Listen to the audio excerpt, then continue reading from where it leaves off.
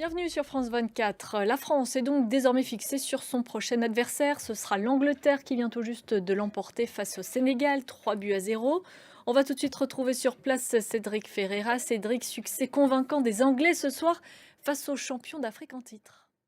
Cédric Ferreira en direct du Qatar, merci beaucoup. On va maintenant prendre la direction de Dakar pour retrouver notre correspondant Eliman Ndao. Eliman, bonsoir. Beaucoup de déception, on l'imagine, pour les Sénégalais qui viennent de voir leurs rêves s'envoler.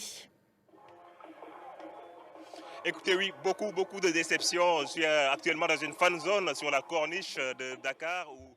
Eliman Ndao en direct de Dakar, merci beaucoup.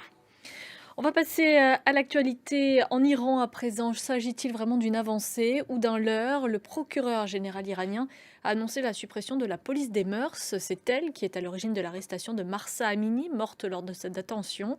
L'abolition de cette police, toutefois, ne semble pas satisfaire les manifestants qui ont appelé à 3 jours de grève. Noémie Roche.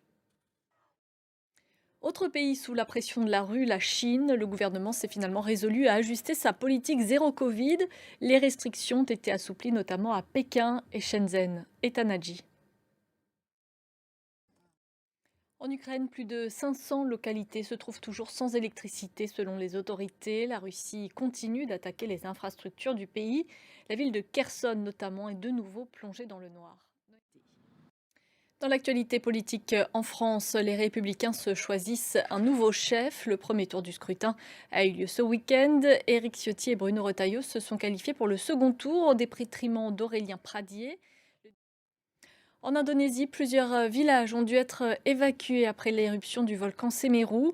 Aucune victime n'a pour l'instant été signalée, mais les autorités ont demandé aux habitants de se tenir à au moins 8 km du cratère.